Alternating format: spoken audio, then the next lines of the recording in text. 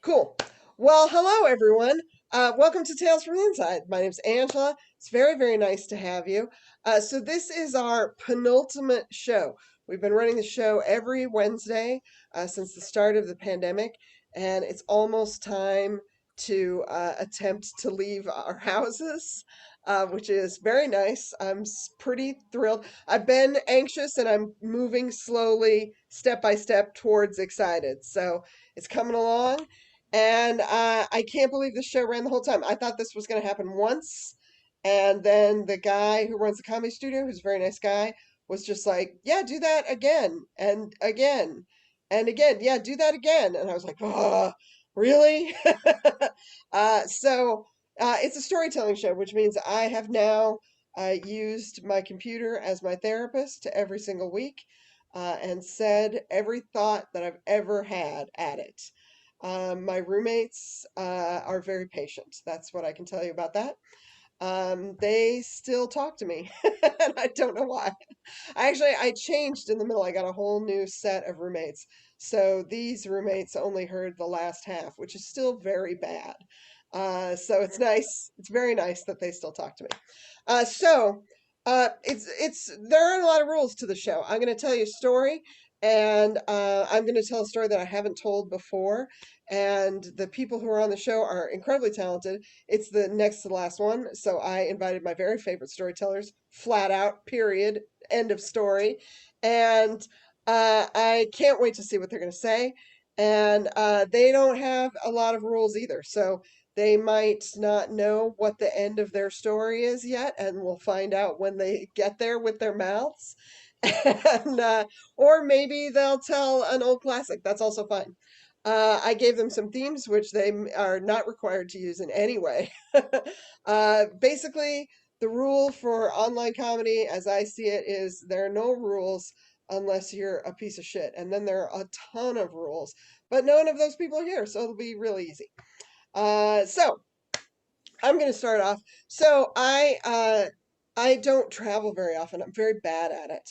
Whenever I go out of town, I forget that outside the little bubble of progressive cityscape in Boston, people are the stereotypes that I see on TV. I just kind of forget that that's real. And I think like that's just TV. Like that's not people don't aren't like that. That's not a real thing. And then whenever I leave town, I'll see somebody praying in public or see somebody doing something where I'm like, oh, crow, whoa.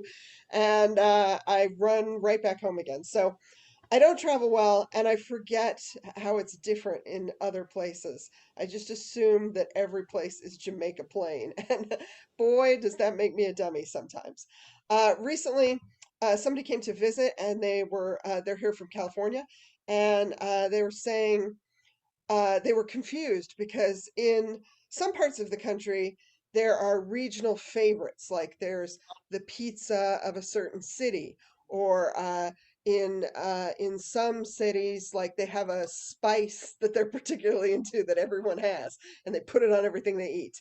And they were like, "What is that of New England? Is it chowder?" And I was like, "No." And they were like, "Is it roast beef?" And I was like, "Almost, but also no. What we love in New England is regional diners. Like small chain diners are what we do here. And mostly we like them to serve bad ice cream. That's what we do best in New England. Regional diners with bad ice cream is our thing. And that's how we run this place. So I'm sorry, but that's what we do. We're open to everybody. It's all good, but that's what we have. And my friend from out of town was confused as to how that could be a good time. And so I reminded him that probably about 10 years ago now, I used to own a record store. And I don't know if you know what records are, but you cannot make enough money to live selling them. That is just the main rule of them. There are lots of other things. You can listen to anything you want. You can have fun. You can do this, but you cannot make. It's a lot like local comedy and or weird art. You just can't make any money at it. That's the only problem. So one of the things that I would do to survive is I would pile a ton of records, like a dangerous physical amount of records into a car that was very old and not working well. And I would drive them to another state and sell them to other people who hadn't met me before. And they would be like, "We've never seen these because we don't know you. These are great." And they would buy them. So at that time, I've only ever had two cars. Right now, I have a Prius that is so trash that it looks like I painted it with my own thumbs. And before that, I owned a Corolla, which I bought for $700, and the carburetor fell out of it onto the ground, and then I kept driving it. So it was a very bad car. It would go about 60 miles an hour. If there was nothing in it, I could get it up to about 62. But as soon as you got near 60, it would rattle very hard. And I liked the noise that it made when it rattled really hard. So I would just get people who liked weird music and drive them around in my car and be like, "Check this out." We had a great time. So I knew that it would be hard for me to drive. I wanted to go sell records in New York City. And I was like, well, I can't just go on the highway with the car that I have. So I put about 1,500 records into that car, and records weigh about a pound a piece. So I put 1,500 pounds of weight onto this car that had no carburetor. And and I was like, well, I'll drive overnight. I'll leave at like 8 o'clock at night, and I'll go really slow, and people will be super annoyed, but it'll be late at night, so nobody will be bothered by it. And I'll get to New York at like 5 o'clock in the morning, which is when I'm supposed to be there, because you would think that record people would want to get up late, but unfortunately, nerds with money are always up early. So record shows always start early. So that's what I attempted to do. And everything went fine. I left in the middle of the night. And at 3 o'clock in the morning or so, I got to Mamaroneck, New York, which is the first city at which point that's the exit where Connecticut turns into New York. And if you've ever driven from Boston to New York, you know that as soon as you go over a state line, the roads immediately turn into pothole shit nuts. It's just a complete, you go from driving on a road to like, what? It's suddenly you or Mario or whatever, and it just doesn't work anymore. So I hit the first pothole, and the entire car just went and stopped moving. It made a big thump, and I was like, oh shit, I might not have an axle in this car anymore. I don't know what to do. So I couldn't, the gas didn't do anything. Luckily, I had been going at the car's top speed, so I just turned the steering wheel and let it like float onto an off ramp and get most of the way off the highway. And then I called AAA, and because it was the middle of the night, it took them a really long time to arrive. So I had to take all the records out of the car, get a rental car, put them in the rental car, all of which, it takes time to pick up big, heavy boxes of records. And by the time I did all that and had the car towed to a mechanic, I was very late. But I finally did it, and I got all the new records into this new fancy car, and I was like, well, now it's easy to drive. So I zipped right to New York City and showed up very late. But people were excited because I had obviously been through something very traumatic because I didn't show up with all the nerds. So they bought a bunch of the records, which was great. And then all of that was fine. And then I had to go home. So in order to leave, I brought a helper with me, thank God, because I couldn't hold up. Somebody had to stand by a pile of the records on the road in the middle of the night while I like tried to figure out what to do. So I had to take that person home because they had to go back to work and they couldn't deal, it wasn't their fault that they had to deal with my weird car shit. So I drove them all the way back to Massachusetts, and then I had to drive back to Mamaroneck, New York to pick up my trash car. And while that happened, there was a terrible thunderstorm. It was late in the year, and there was a big, big thunderstorm. And the thunderstorm, while we were driving, knocked out all of the power in Connecticut, which coincidentally was the state I kept driving back and forth across. So, so I managed to get my friend home and safe, and then I had to drive across Connecticut with they had no power. The car still has power, but I couldn't stop anywhere because nobody had the lights on. Everything was just closed. So I drove back to Mamaroneck, New York, and peed on the off ramp that had, blighted me earlier. Got my vengeance, and then I picked up my trash car, which was now just functional enough to drive, and I drove all the way again across Connecticut with no power, hoping against hope that I would make it. And when I finally turned off the last road in Connecticut into Massachusetts, the first building that I saw on top of this little ridge of a mountain with all the lights blazing was a Friendlies. And I was like, Massachusetts is here for me. It is here for me. And I love their fucking grilled cheese. This is why we love this place. And that is my quick story of why Massachusetts loves their bad ice cream diners. That's what we do here. So I'm very excited for your performers tonight. Our first performer, she's fantastic. I love seeing her. She literally like inserts joy into the world, which is something you Oh, can say about almost no one. I know I would never bring joy even if I could find it. So she's fantastic. I love her to death. Please put your hands together right now for Tricia D'Onofrio. thank you. I wish I could just bottle all of the nice things Angela says about everybody and just spray that as perfume before a show. Hype you up, right?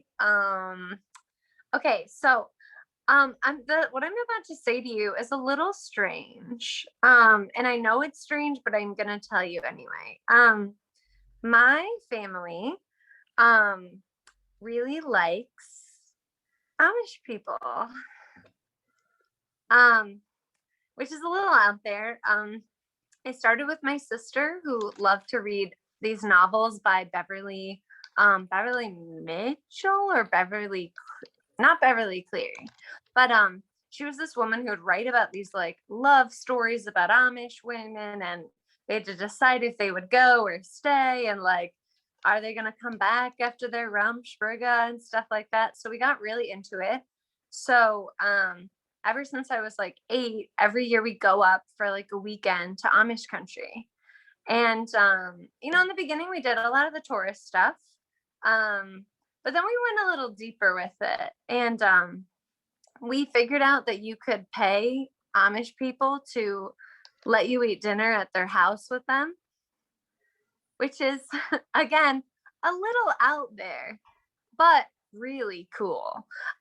So we've been to many of these like dinners, and they always cook amazingly. Like it's literally like a Thanksgiving spread, and it'll be just like a bunch of old people, a bunch of elderly couples, my mom, my sister, and myself, and this little Amish family. And the first one we went to was with a woman named Ruth Esch, and she's lovely. And they make you feel so welcome, and they're very pleasant. They let you kind of ask a couple of questions and things like that, and they keep things pretty nice, and they make you feel very welcome. So and sometimes if they really like you, they'll be like, do you want to go for a buggy ride? And so one day we really lucked out, and they said, yeah, we'll take you guys for a buggy ride. Like, that was a great dinner. Let's do this. So we're on this buggy ride, and they try to kind of put a good amount of people in the buggy. This is obviously pre-COVID. But my sister and I were pretty pumped that we got to be like in the front of the buggy. So we were like, hype, yes, we're in the front, let's go. Like, it's kind of a coveted position to be in the front of the buggy. Or at least we thought it was a coveted position. And until you realize that when the horse sneezes, it comes for you. And it came for my sister. Oh, my poor sister got welted with horse mucus. But like, we loved it. Like, even though horse mucus aside, we still were loving it. And so this is where things got like kind of weird. So this is not a different dinner, and this is our most recent one. So this was like maybe a year or two ago. It was definitely pre-COVID. we go to this one house, and so we go. They usually like have a beautiful farm, and they kind of show you around, and you meet a couple other families, and it's very cute and quaint. Um, and like we go in, and the dinner is very meager, which is not the norm. It was literally like, hey, we made like 5 fish sticks. Like we were kind of like, something's up with these people. Like something's amiss. I kind of was like, maybe they're not really Amish. Like maybe this is a shtick for them. But it turned out they were just kind of like new at it. But you know, I try to ask my little questions and sort of like see what's going on, and you know, like try to see like what is life like for you guys, and like sometimes I'll even say like, do you guys vote? And like most of them will say no, because they feel like the politics like are so removed from their lives. They're like, yeah, we really don't vote, like that's not really our bag. I was like, you guys really should, like things matter to you. But you know, I asked my little questions, and I asked finally, this is like, or I got a surprisingly juicy answer. And like, it's always fun when you get like a really juicy answer from an Amish person, because it's so unexpected. Like they're very prim, they're very proper. So I asked if they ever get to go on vacation, because they're dairy farmers and they have all these cows.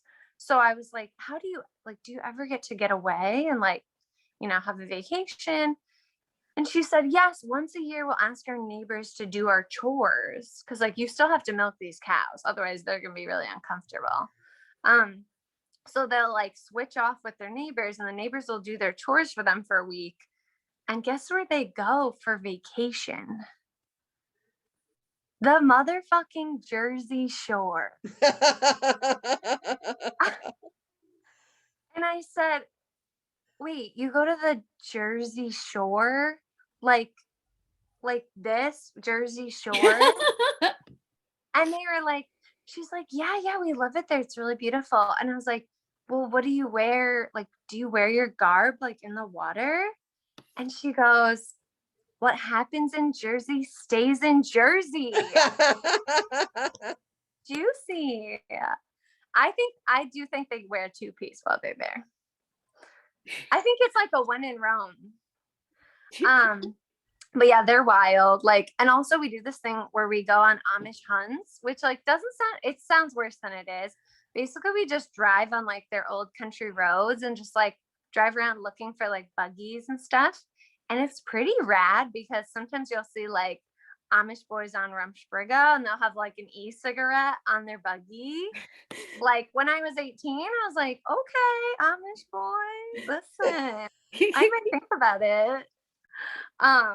But yeah, so that's my bag. And when it's safe to travel again, I probably will go back, because I miss it. It's so fun. It's really fun. Like it's an oppressive culture at times, of course, but it's so fun. It's like you pretend you're a pilgrim for the day. And that's my story. So whenever you go back to the Jersey Shore, keep your eyes peeled for some Amish, because they're there. Guys, give it up for Tricia DeNova. That was fantastic. I love that you're like, vacation in an oppressive culture. It's more fun that way. It's cute. It's really adorable. I know that's not what you meant, but it's very funny. Thank you so much. That was fantastic. I come from Colorado, where people's biggest religion is there's a whole chunk of Methodist and Lutherans, and what they believe is that you shouldn't decorate. That's their whole thing. So, bunch of kids in church with splinters in their butts is the result. It's a very bummer. That's why everyone's outside, because they're like inside, splinters in the butt. Not as good. All right. Our next performer, I'm super psyched to have her. One of the things that I've really liked about doing the show is that I think that stories are not always just people talking at you. Sometimes stories are when someone plays a song or makes a painting or just does a thing. And our next performer is super great at a very particular thing. She's really, really great at writing jokes on Twitter, and I believe that she is going to demonstrate how it works for us, which is incredible. So please put your hands together for Rachel Jane Andelman. I'm snapping myself. Hey everybody, I'm going to share my screen to share the magic. If you've ever watched my show on Twitch, you'll know that what I like to do for my show on Twitch is write tweets right in front of people's eyes, which is very scary because you're like, what if I'm not funny for 90 minutes? Or what if I can't think of a single joke? Luckily, that hasn't happened. I usually at least think of a couple. So I'm just going to show you how I do it, and whether or not a funny joke appears tonight. That's up to God. That's not ultimately up to me. I'm just I'm a harp through which the winds of society and nature flow. So, so I'm not responsible, is what I'm saying. So one thing I do like to do is I do like to take notes when actually interesting people are talking, because I'm not interesting. I'm just like good at the mechanics of like building my itty bitty jokes. So I was just taking some very broad notes of the previous two storytellers to see if I can pull from their stories and make a little my itty bitty jokey wokies from parts of their stories. So we're gonna see how that goes. One thing I noticed is that Angela mentioned Friendlies. I believe Friendlies is closed. Are all the Friendlies closed? I'm gonna go check that. One thing I like to do is I do like to fact check my tweets, because you don't want to. Yeah, there's a lot of there's a lot of closings of Friendlies. So I don't think all of the Friendlies are closed, but some of them are closed. So we can make a joke about that. The joke I would make would probably go something like, according to the news, let's make this big in case you're watching this on your phone or your phone's phone, in case your phone has a phone and everything's quite small on it. According to local news, more and more Friendlies are closing in Massachusetts. Experts say this is due to the fact that Massachusetts is down to their last 5 friendly people. So that, no one's friendly in Massachusetts anymore. That's why they got to close down their restaurant. So I'm just going to tweet that right out. That's fine. That for me is good enough, as I like to say on my show. Good enough. I like to scream while posting. Whether or not I'm in public, I just like to scream at my phone. Cool. So what else? I like the idea of peeing. Angela mentioned peeing on the off ramp in some sort of power move. I love the idea of people peeing like their dogs. I think the hardest part about owning a dog is the fact that I have to pee wherever they just pee. Prove my dominance. That's a little joke about. That's a little bit about a joke about having to prove who's in charge. And as you see, I think the hardest part about owning a dog is the fact that I have to pee wherever they just peed to prove my dominance. There we go. That's another tweet. That's good enough. Again, screaming that. Imagine I'm screaming that in the middle of town square. Funny. So yeah, we're just gonna take these off the board. Just take these prompts off the board. Yeah, letting it float onto an off ramp. That's about cars. There's a lot of car details. I don't own a car. I don't understand what an axle is. Let's see, what is an axle? We're actually gonna look up what an axle is in case it has like a funny shape, or maybe axle for a car. What is a car axle? A car axle oh, it just looks like that. It doesn't. I'm just thinking of like it's what holds the wheels on. It holds the wheels on. The wheels fell off the axle. The wheels fell off. They always talk about. They always talk about the guy who invented the wheel. They never talk about the dude who invented the axle, without which the wheel guy might as well have done nothing.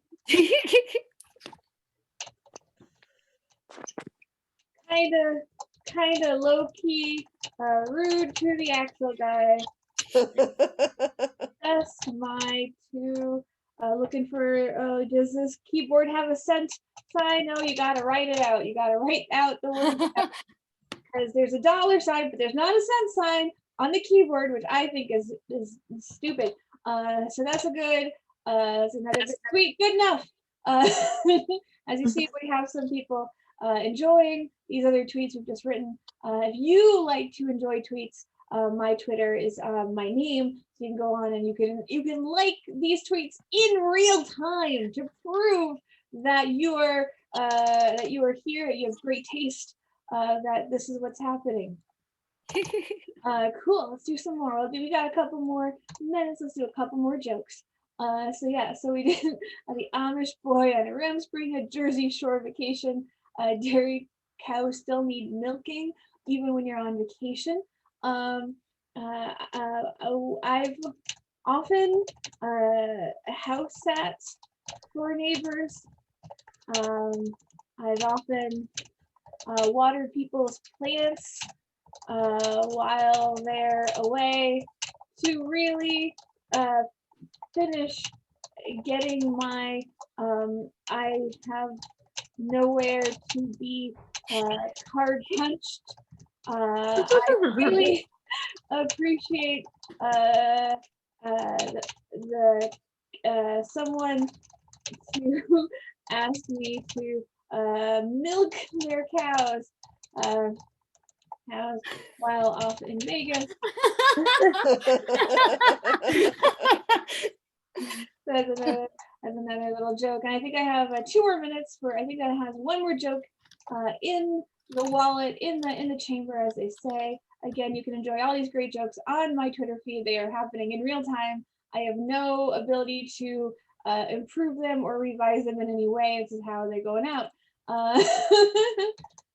Cool. Horse mucus, politics removed from our lives. These are all really fun details. The thunderstorm that took out the power in Connecticut, that's another fun one. I think we'll be like the hardest part about when the power is out in the state of Connecticut is out in Connecticut is that wasps can't play their switches in their gazebos. I don't know. That thing. Do wasps play switches? I can't can't turn on their what's it called? The Embezzlement. on their embezzlement machines. There we go. That are hooked up to their gazebos. That's what I think about Connecticut. It's just a state full of gazebos. That's what I know. That's what's true about there. That I had a lot of experience with Connecticut, and that's what it is. There we go. And that's the last joke that I just wrote. Guys, thank you for letting me write jokes in front of you. It is, as always, horrifying. Thanks so much. Give it up for Rachel Jane Animal. That was amazing. Thank you so much. I love that you like dodged and skated around and kept being like, not horse mucus. So funny. That was really, really fun. Oh, amazing. Okay. I've got more performers for you, and I want you to hear every word that comes out of their mouth. So we're going to get it moving along. Our next performer, she's fantastic.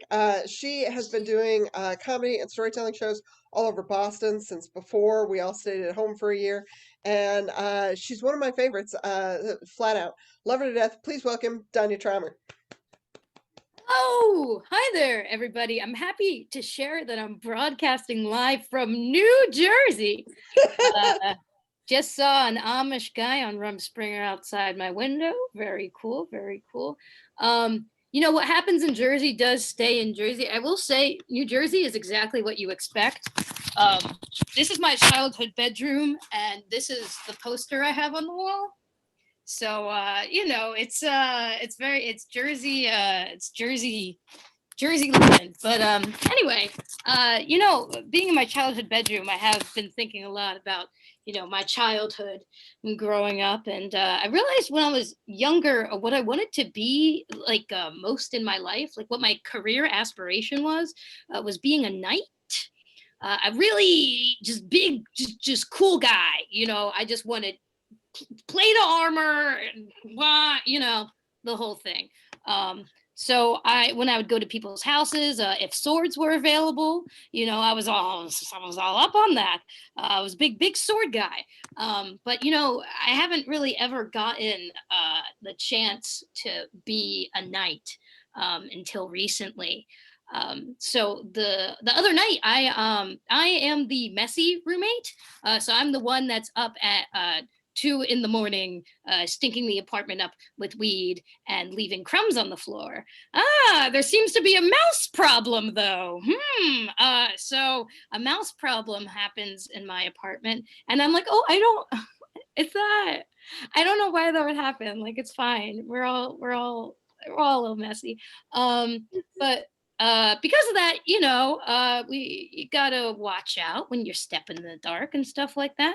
So the other night I was leaving my room with a bag full of bugles to go pee. I couldn't leave the bugles in the room. I had to bring them with me to pee because you can't stop snacking. You can't. You gotta. There's no pause in this. But I went into the kitchen, and right in the middle of our tile floor is a mouse that looks flat, like completely just like I don't like somebody curb stomped this rat, but like its organs were intact. I want to make sure that is known. But just flat rat on floor. And I stare at it, and I was like, what's that? I've never seen a rat not in motion, I suppose. I've only seen them skittering, so when you just see one like, like it's a bit shocking, it's disturbing. So I take a picture of it, of course, and I send it to my roommate group chat, and I'm like, hey, does anybody know like why like this guy would just be chilling in the middle of the floor? Like, do we have poison somewhere, or like a virus in the rat? I don't know. Is that but of course nobody was awake, so nobody answered me, but they didn't really have to, because like right after I sent the text, I kind of like flinched a little bit, and the mouse actually I keep changing between mouse and rat. I think it was a hybrid. So it was something not of this land, I would say. But I moved forward just an inch, and the mouse just like went like this, just kind of twitched a little bit. So flat mouse was alive. Somehow, by the grace of God, it had been selected to survive its stomping. And so, of course, I which is the normal response to a flat mouse being on the floor. And that has moved. But I realized it was like halfway between me and the bathroom, so this was my obstacle in the way of sweet pee release and eating bugles on the toilet, which you kind of there's few opportunities for that to happen, so I knew I had to get to the bathroom. So I didn't really know what to do about this rodent on the floor. So what I decided to do is get a dustpan and a broom. And instead of sweeping up the mouse to put it somewhere, I wanted to use it as a sword and shield, because this was my chance to be a knight. I was going to joust this fucking mouse, and I was going to win. I believed in myself. But so I'm brandishing my weapons, and I approach the mouse, and as I'm getting close to it, it is doing nothing more than twitching. Like, it's not much of an opponent. And I realized this mouse is in trouble. Like, it's got bad energy. I should get it out of here somehow. But I I live on the 3rd floor. Do I throw it out the window? Do I have to take it all the way downstairs? It's 2 a.m. and I am in underwear. I'm not going to do that. So instead I just kind of like played shuffleboard with it a little bit and just kind of scooched it behind the refrigerator, and just kind of left it there. I was like, this is the home that you have now, thank you. So I didn't even use my weapons as weapons. I just kind of, shuffled it along. It was very good. But I got to go to the bathroom, and when I left the bathroom, it was back in the middle of the floor.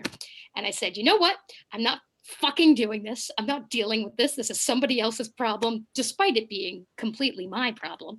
And I go to sleep, and I kind of forget about the whole thing because I'm sleeping. But then the next morning, I wake up to a text from my roommate. No words, only an image sent to the roommate group chat.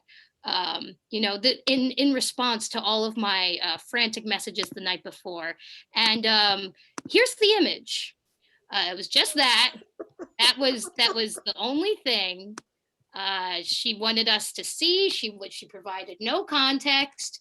The toilet water being blue, not explained, wasn't blue the day before. That to this day, I don't know if mayhaps it was mouse suicide. Like it just, decided to end it all. I'll get that off your screen for you.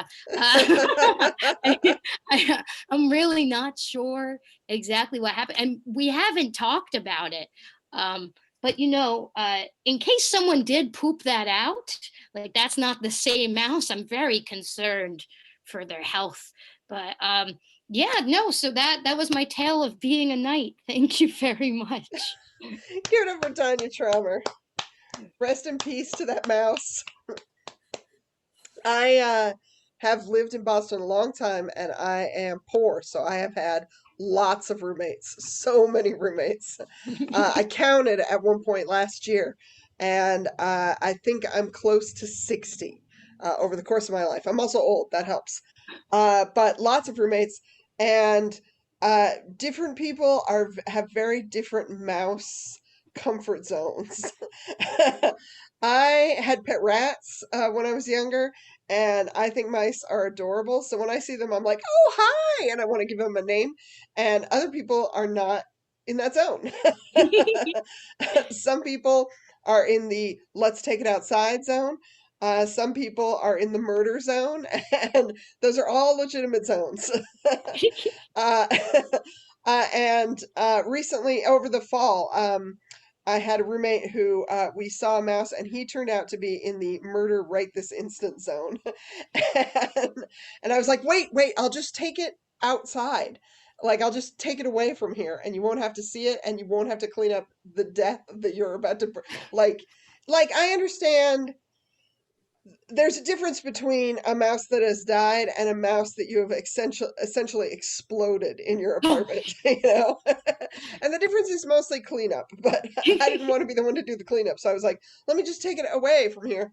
And he was like, you're not going to. You're going to like take it into your room and raise it as your son. And I was like, no, I'll actually go leave it at the park. I promise. And he let me just barely. Like he had the weapon over the mouse, which was trapped, and he was ready to go, and he just barely let me take it away. And I took it out to the park and let it go far away where it wouldn't hurt anyone, and probably would also die, but at least wouldn't be exploded in our apartment. And months later, when I moved, the last thing that he said to me before I moved, he was like, you were right. I probably didn't have to kill that thing. And I was like, what? What thing? And he was like, that mouse. You were probably right about that. And that's how I found out that I'm a mouse social worker. So good for me, I guess. Okay, our next performer, I'm so excited to have. He's super, super funny, fantastic comedian, also a musician, and I'm thrilled that I was able to get him on here tonight. Please put your hands together for Noah Britton. Much. Keep it going for Angela. Seriously, Angela, you're so cool and everyone loves you and you're the nicest person in the world. And I wish I were even half as good of a person as you are. So thank you for doing this. Thank you for having me. This is so nice. And I'm not just kissing your ass because you invited me. I genuinely really You impress me on every level, as I'm sure everyone here knows, but maybe you don't know that. So now you know from all of us, you're the best. To be fair, Noah, I do it to get away with being mean sometimes, so it's okay. That's what -1 was about. All right, so I'm really out of practice. Gonna do my best. So 11 years ago, I moved to Peabody, Massachusetts from Brooklyn to live with my fiance. And right after she picked me up from the bus, she told me, I don't think we can be engaged anymore. You're gonna have to find somewhere else to live on your own. And I wasn't that shocked. Our engagement was kind of a game. I never really thought it would end in marriage, but I also didn't think I would get thrown out with 1 day notice after having spent the whole summer talking about this and planning this.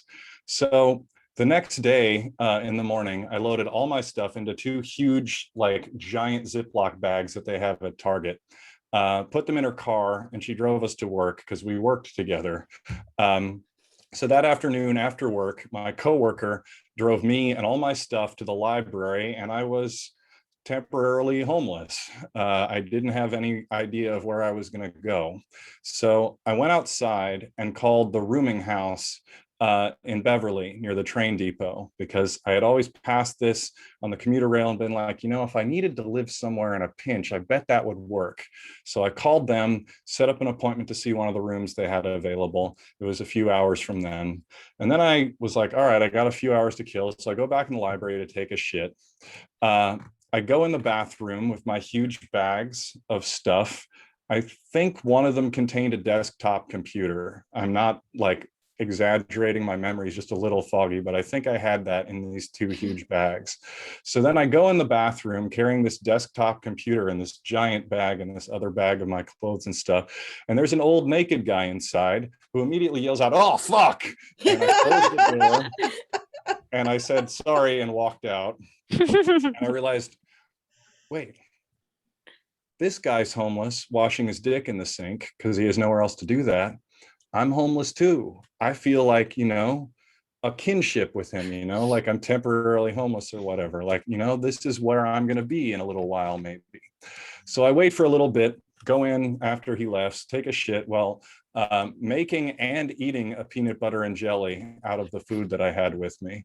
I don't think I'd ever actually prepared food from scratch on the can before, though I did eat on the toilet most days back then. Perhaps this is why my fiance threw me out. I don't know. Never did figure that one out, but it didn't matter. We're friends to this day. So I hang out in the library for a few hours, waiting for my appointment with the rooming house superintendent, read all their cool comics. And finally, it's time. So I walk down the hill from the library to the rooming house with my 2 huge bags of my desktop computer and all my stuff. And I meet the superintendent, and he sees my 2 huge bags of stuff, and he says, "Are you looking to move in right now?" And I said, "Yeah, if the room's okay." So now he's like, "Ooh, I don't want like a homeless dude living here. I want a guy who can pay his rent." So he interrogates me for a long time about my job. He's like, "You know, you're employed," and he calls 2 separate numbers I give him to confirm I have a job, but they're closed for the day, so no one answers. Finally, I was like, "Listen, if you want to wait, I can go to the ATM and get cash for your deposit for your $145 weekly rent." And he was like, "All right, fine, I'll take a check for the first 2 weeks." So the room is okay. I move in. Luckily, you know, I could do it because the only alternative I had was begging friends for couches. So when I say the room was okay, I mean, it had a bed, a single bed, of course, an armchair, I don't know why, 1 small table, and a sink with a fluorescent bulb over it that you have to jostle every time you turn on. And there's a bar in the closet for hanging clothes on. That's it. Nothing else. No internet, no microwave, no fridge, no stove. The shared bathrooms down the hall. So this means my diet is reduced to entirely dry food that can be eaten without preparation, because I don't have a fridge and I can't cook anything. As a vegan, this was very challenging, especially 11 years ago. So the only things I find that I could eat are bagels, peanut butter, Pop-Tarts, canned fruit, Cliff Bars, and most importantly, juice boxes, because cartons of juice all need a refrigerator, but juice boxes never go bad. They're always warm and gross, but they're not as gross as the tap water in the rooming house. So now, I didn't have any intention of staying there for long. So pretty much as soon as I moved in, I called the YMCA and asked for a room. And they said, how long you looking to stay? I was like, I don't know. Can't I just move in? And they said, sorry, you need a 1-year lease to live at the YMCA. I was like, imagine moving to the Y for a year on purpose. Like, if you can afford a lease, you can move to an apartment. Why on earth would anyone live at the Y? Things have changed since my dad got divorced the first time, I guess. After I call the Y and can't get anything there, I go to the woods in Beverly and walk around looking for a place I can set up a tent for the summer. So my camp counselor job was seasonal, so I didn't see any reason to worry about where to live once it got cold. I figured in the fall, I'll move somewhere, but I can sleep in a tent for the summer. And I made a list of everything I need in life and where I can get it. So I was like, okay, I can bathe in the ocean. Beverly's got great ocean. I'll eat out every day, shit at the restaurants where I eat, piss in the woods, of course, use the internet at the library for free, charge my phone while I'm at work. Didn't really have a plan for laundry, but I did know people who might let me use their washers. Plus, I could walk to the train and to work. So my total expenses would just be, my health insurance and my meals. So I was like, all right, I'll be making good money for the first time in forever. So one unforeseen problem with my plan of living in the woods was there are almost no public points of entry. I'd have had to walk through a backyard, like some random person's backyard, or I could walk in right next to an elementary school. That was the only public entry point into the woods. And I was worried teachers might get suspicious if they see me walk out of there every morning on my way to work. Also, there was a big sign that said there's a bunch of ticks here. So I go in anyway, and I find a really good spot. And it's got an old fire pit, bunch of broken bottles. So I'm like, all right, maybe somebody lives here now, or maybe this is just kids partying. I'm going to go back in a few days and see if, there's more bottles. I know, stay away. And if there's not, maybe it's okay. So I leave the woods and I go to bathe in the ocean. I could have used the shared bathroom at the rooming house, but I wanted to check if ocean bathing would actually get me clean. The one problem with washing in the ocean is you can't really get a lather up with the salt water, but it did dry out my skin a lot, which was awesome. So after my ocean bath, I go home to my bed. And as soon as I get to my bedroom, it's on the 4th floor of the rooming house.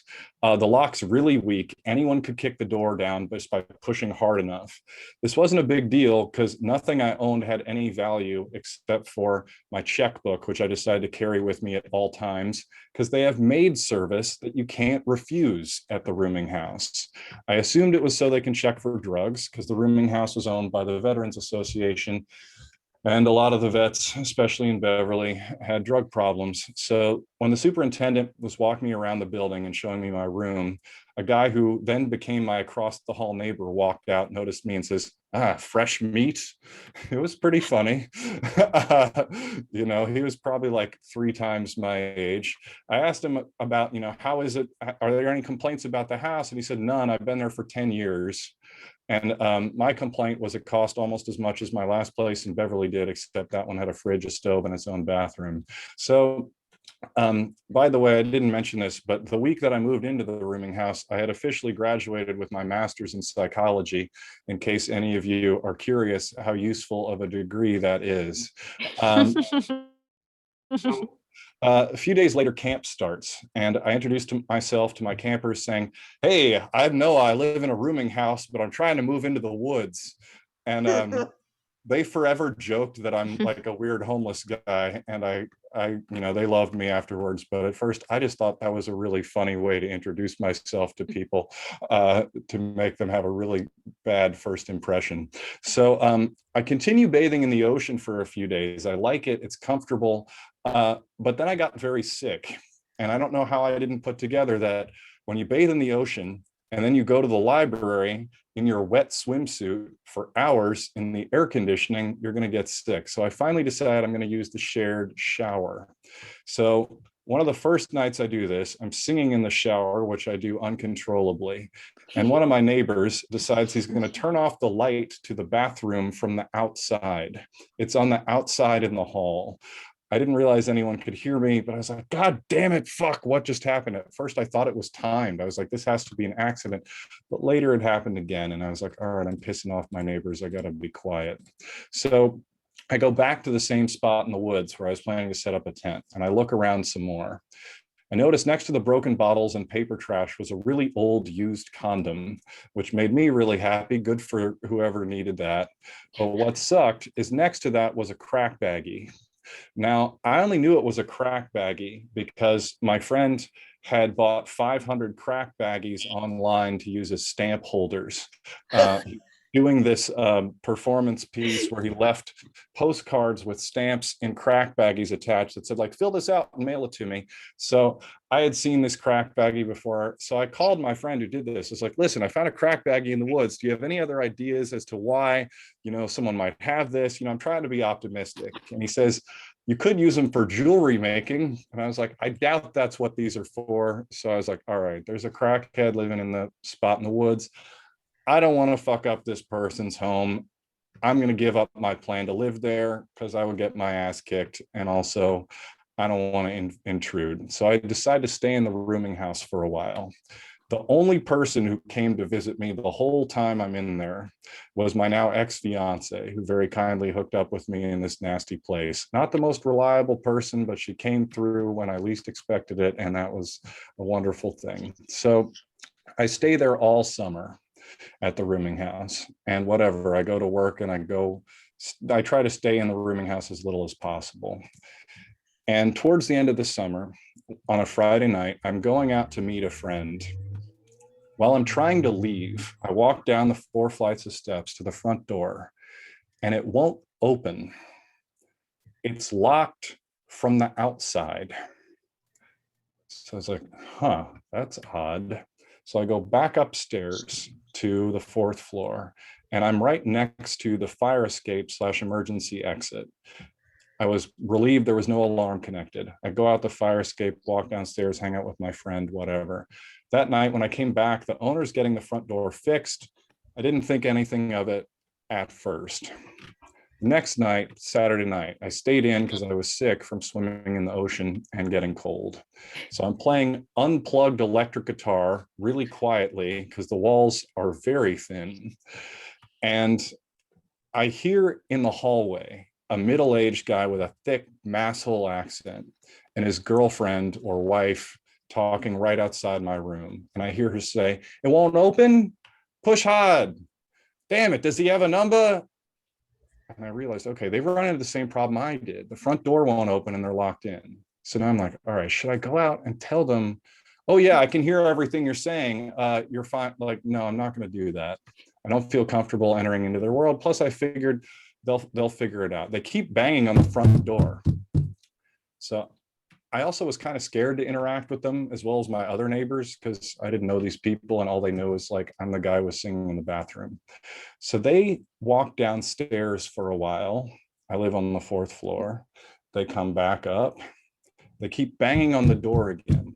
It's loud and annoying. I'm trying to play guitar. The guy's voice is really annoying. They're really loud. So I'm kind of just like, God, like, shut up, figure it out, go away, let me play guitar a little louder, I don't want to bother you. So then I hear the woman say, "Can you just break it down?" And I see her, the guy communicated mostly in like grunts. I hear him be like, "Oh," like that kind of thing. So, "Can you just break it down?" I hear more banging, not really paying attention. I want them to go away. It's pretty annoying. Then I hear the following things in short succession: loud crash, fuck, and then enormous thud that shakes the entire building. And then I hear, Eric, hello? Send the ambulance. He fell off the fire escape. We're on the 4th floor. I don't know the address. We just moved in. It's right above the press box. Hurry. So I'm like, holy shit. This guy just broke down what was apparently the locked fire escape door and couldn't stop himself and fell all 4 stories to the ground below. So I'm like, nobody else heard this.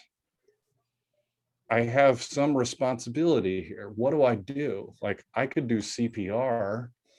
So I'm thinking for like 20 seconds or something. I look out the window and I hear sirens. The ambulance comes immediately. So it's like, all right, they're gonna do what they can do. I'm not an EMT. I'm gonna leave it as it is, but I have no idea if I've just heard a man die. I do know I'd be really psyched if my last words were "fuck," which I bet most people's are. So I don't know what happens. I don't know any of these people. Sunday comes, I'm like, maybe I just heard a guy die last night. This is crazy. I don't go anywhere Sunday. Monday, I get up, I gotta go to work. I go out the front door. It's fixed. And right there is my superintendent, who had been on fucking vacation all weekend, as we are completely locked in this rooming house. Like, thank God there wasn't a fire. And I asked him if he heard what happened. And he says, yeah. And he looked really sad. And I was like, what happened to the guy? He said, it's not good. I was like, holy shit, did he die? And he says, he broke a rib. I was like, holy shit, thank God. You know, I've never been so relieved to hear someone broke a rib. So summer ends. 6 weeks after I move into the rooming house, I moved to a very nice studio apartment in Salem. And that day, I got hired as a psychology professor, which I still am today. The end of my rooming house was also the end of my unprofessional career. But here is the real end to this story. Yesterday, in an incredible coincidence, I got a text message of this picture, which is the rooming house being bulldozed yesterday.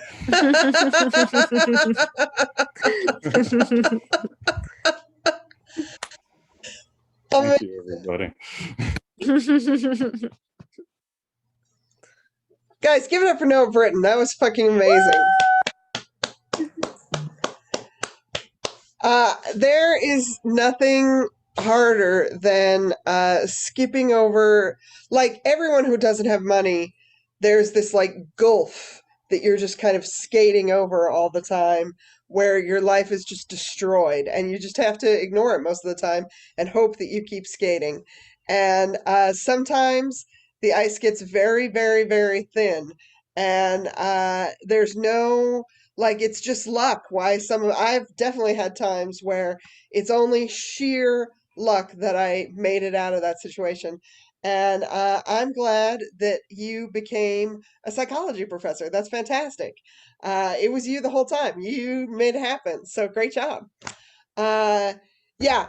When I first moved out of the house, I was 17 and I had 63 cents, and I didn't realize that I would need to get a job. And somehow I'm still here. Somehow I didn't die being that dumb. So Noah Britton gets the award tonight for making it into hopefully tenure one of these days. That's fantastic. Fantastic. Okay, I've got a couple more performers for you, and they're both really great. I'm so excited. So, your next performer is basically my favorite person on earth. I'm pretty much always angling to try and get her to marry me. And unfortunately, she doesn't live in my town, so it may never happen. But I love her to death, and she is hilarious and incredible. Please welcome Srilatha Rajamani. Thank you, Angela. What better? A pandemic ending, me getting a marriage proposal. I accept.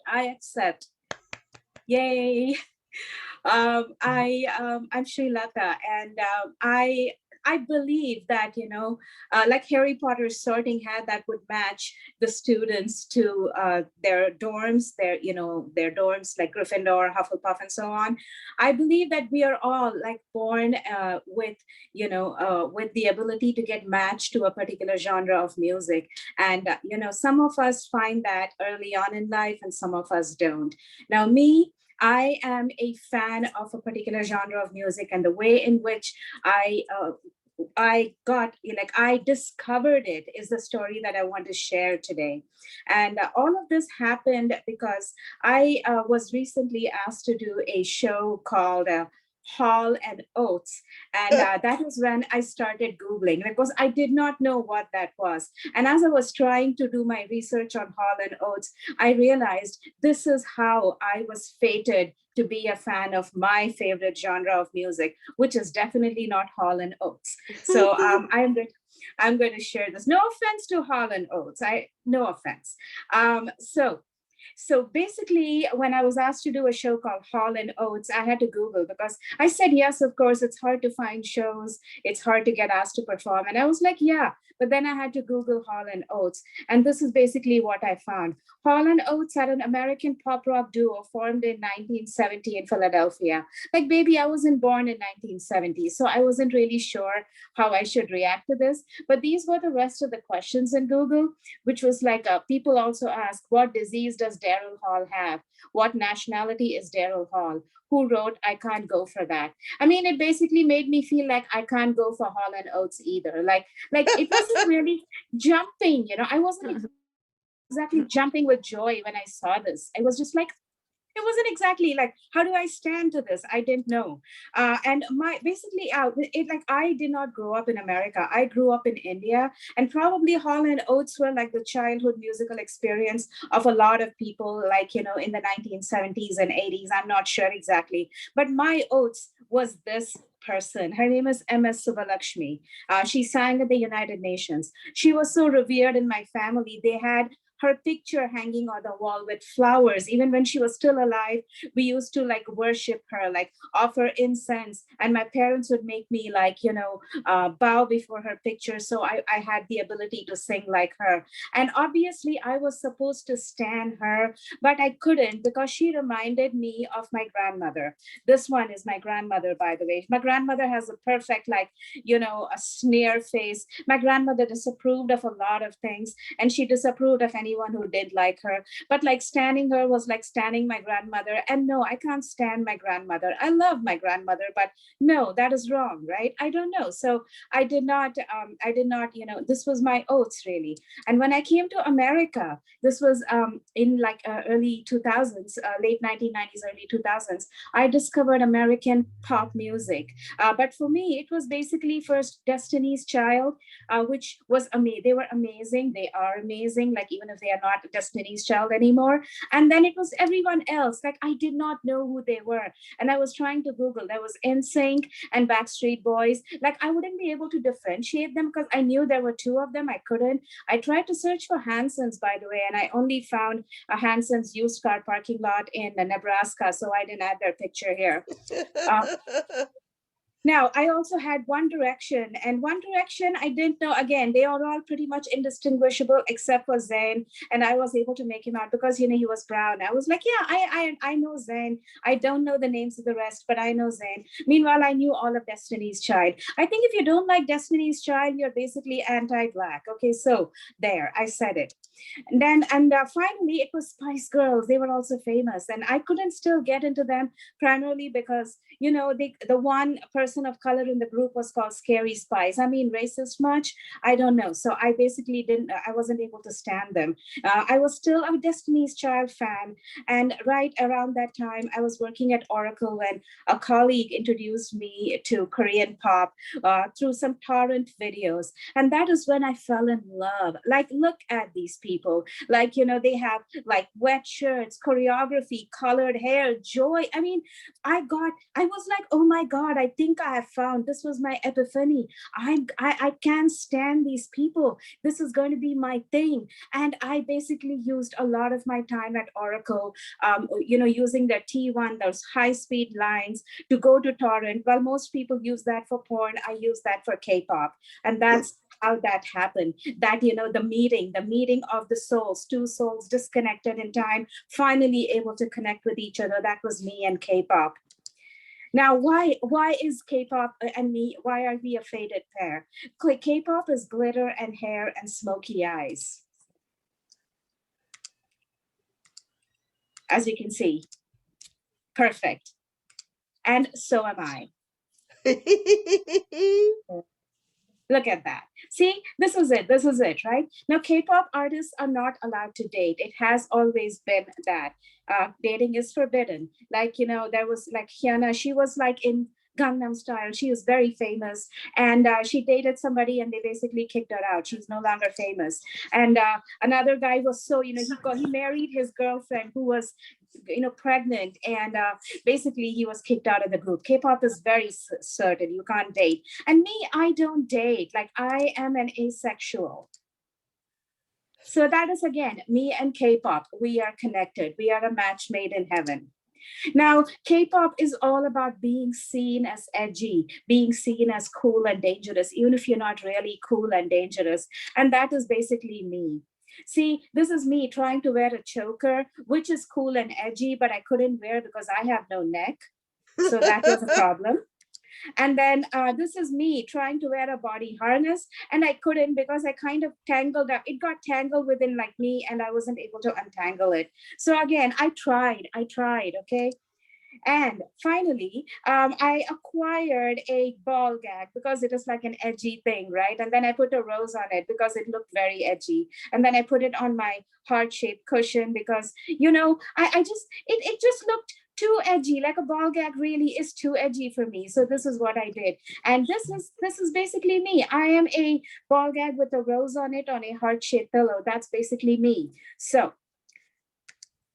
now, the way I had to come out as a K-pop fan, that was the hardest part. Like, I had to come out as a K-pop fan to my friends, those friends who used to call K-pop basic and derivative while they were still listening to Coldplay, okay? And I had to come out to these people. And the way I did it was to only communicate using K-pop memes and GIFs. Now, K-pop memes and GIFs have you covered for every emotional contingency. Like if you're happy, if you're sad, if you're like, if you're kind of relieved that Biden has won, but you're still sus about him, K-pop has a meme for that. And K-pop, when you communicate only with memes and GIFs, this is what happens. You avoid all those horrible Facebook arguments, like when your friend says, hey, Big Pharma needs to sell COVID vaccines for a profit to all the countries that don't have it. And you, instead of calling this person and, an anti-human capitalist pig, you basically just communicate using K-pop memes and GIFs. Because, one picture is worth 1,000 words, especially when it is Suga from BTS judging you.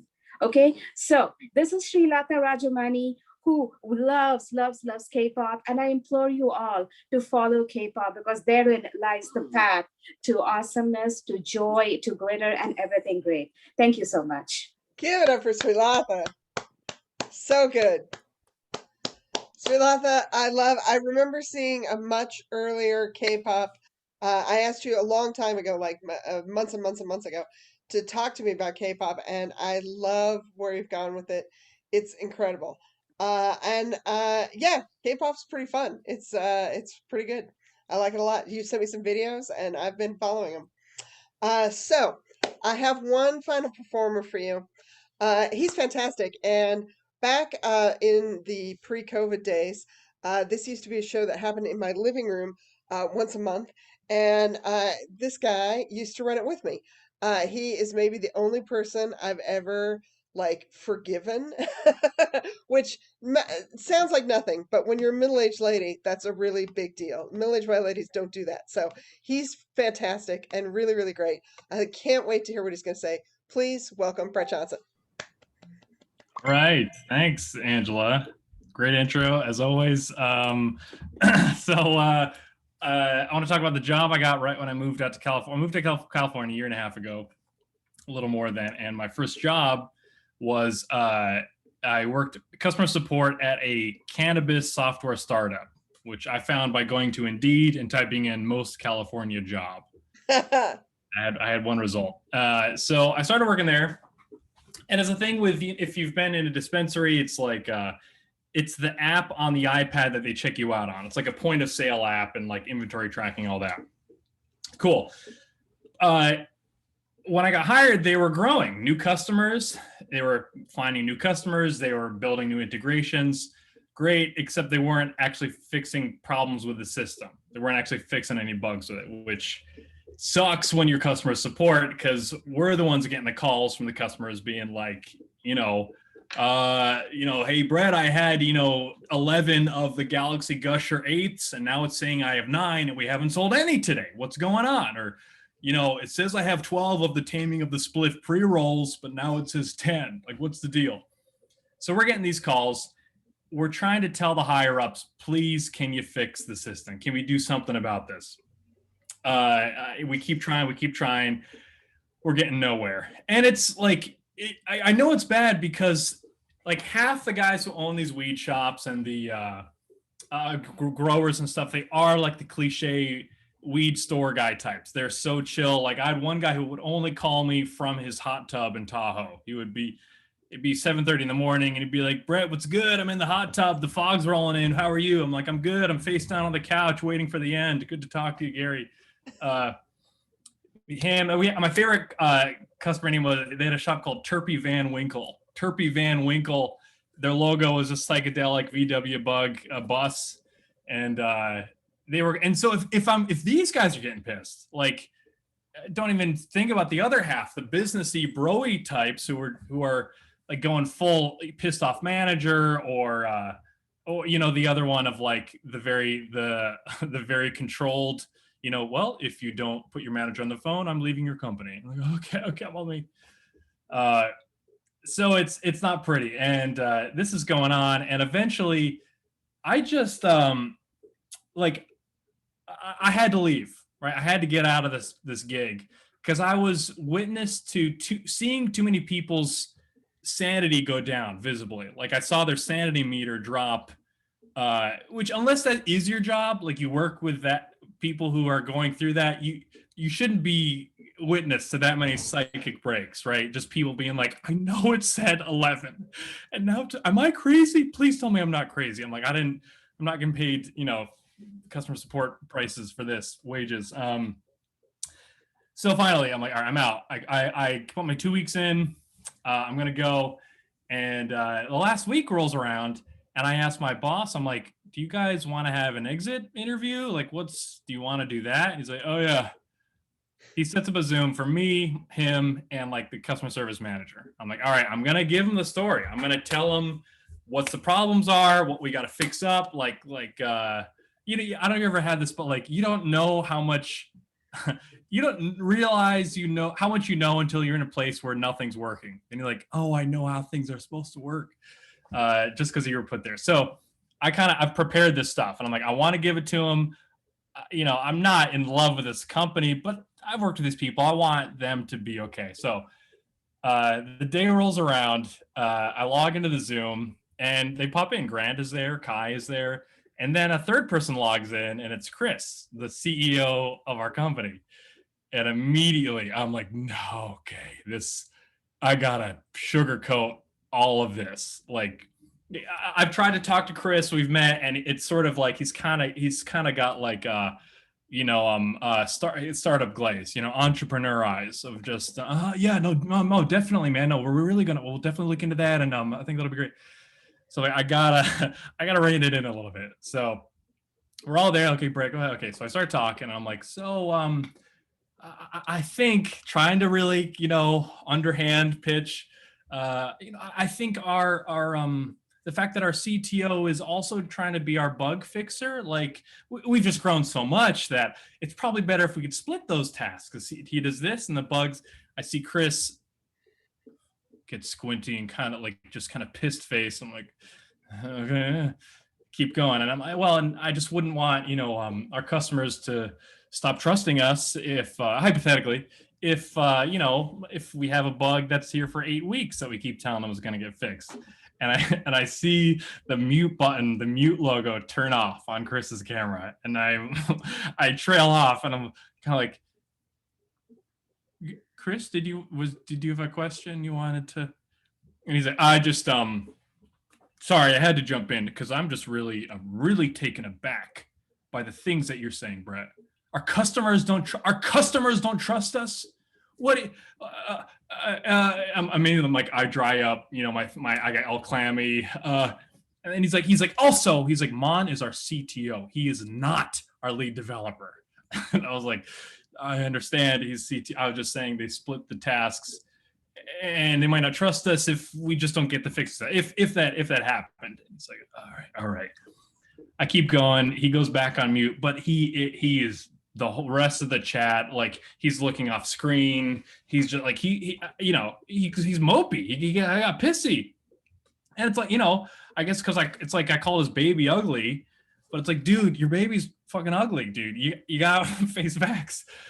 So we wrap up. Let's thank you for the, Chris is like, well, thank you for the feedback, and I'm sure we'll really take it under consideration. He signs off before the other guys sign off. I'm like, all right. Also, I'm like, the other two guys, Kai and Grant, they've known this the whole time. And I'm like, why am I the one? They haven't informed Chris. The place is falling apart. Whatever. I sign off. 2 days later, it's like the last steps for me leaving the job, and one of my coworkers, she's like, by the way, Chris's sister, who's in customer service, she's like, by the way, thanks for mentioning those things to Chris. They things are, we're re-looking at what Mon is handling. And I'm like, oh, okay, now look what's actually having an impact. And and then I got out, and I think they just got like a round of funding, like a $3 million round of funding, and I don't regret leaving at all. So that's my story. My theme was when I put a little sugar on it or something like that. And yeah, thanks. Brett Johnson, incredible. Thank you so much. I think if you live to be old enough, you're going to have a job like that where you have to, like, not burn a bridge, but you have to knock some holes in the place on your way out. And I've had a lot of weird jobs, and I once worked at this place where uh, the there were only about 5, 10 people who worked there, and so the people above me were a woman, her husband, and her brother were the three bosses, and there was nobody in between me and them. And then there were like 5 other people who worked there, and were just kind of did other things. And the brother was a terrible boss. He was a classic, like, he texted me at 5 o'clock in the morning when he knew that I had worked really late. And he would sometimes do stuff where he'd be like, hey, why like, you have to get up and come back into the place where we work from your house, because I found a can on the bottom shelf turned the wrong way. And I was like, okay, No. we don't do that. Like, we don't turn cans away. We're not a grocery store. We don't ever do, have any policies or any job at all where we have to turn things in a way. And also, that's a place no one can see. And what are you thinking? Like, even if that was a thing that we did and I did it wrong, the move would be to just fix it and then tell me later. Right. You don't do any of those things. And I was like, in fact, this is so wrong. Is there something else that you're upset about that you need to tell me? Like, that kind of stuff. And stuff like that kept happening and kept happening. And the gossip about this guy, of course, between all the other employees was out of control, because he was difficult to work for.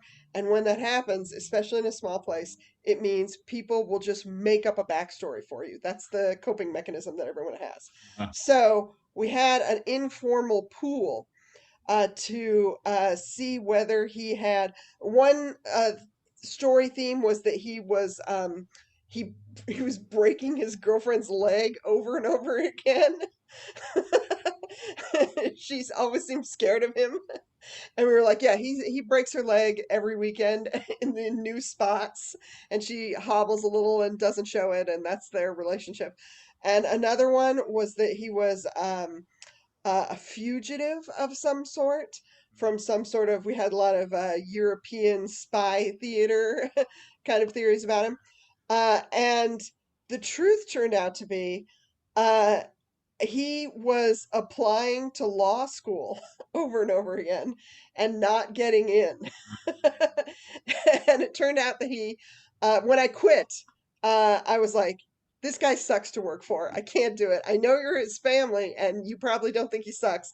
And there's no reason for you to listen to me. And that's why I'm leaving. But he does suck. And you should know that he's torturing everyone else who works here. And I coded it slightly better than that, but not much. I am blunt from time to time. So I found out after I left that he had applied to law school 6 times and didn't get in. and That's then yeah, just that alone. That's just like that alone is incredible. Like that's a supervillain origin story. This guy yes, who big actually time. wants to go to law school and can't. He's like, Yeah. I'm gonna destroy law if I can go to law school. Right. And like a year after, I was just like, whatever, I'll go get some other shitty job. And I did, and I forgot all about him. And then like a year and a half later, I went to have lunch one day somewhere, and I was like waiting for some people to show up. And he just sat down next to me at a bar. I was like having lunch at the bar, and he just sat next to me, and I was like, what the fuck? How'd you get in here? And he had left right after I left Mm. because he was like, "Oh, I'm fucking this all up." Ba, ba, ba, ba, ba, ba, ba. And I was like, "Well, that's nice. Did you ever get into law school?" And he was like, "Yeah, I'm a lawyer now." And then he proceeded to yell at the bartender about the quality of his pickle. And I was like, "I'm going to eat somewhere else." Wow. You really So, helped him get where he was supposed to go. I think you yeah, really, yeah. So no good deed goes unpunished is the moral of that story. clearly, yeah. So, you guys, we did it. That's our storytelling show. This was incredible. You guys were really, really wonderful. Thanks for hanging out in the Zoom with us, Matt Kay. Thanks very much to all the performers. We have one last show next Wednesday. It's going to be hosted by Kendra Dawsey.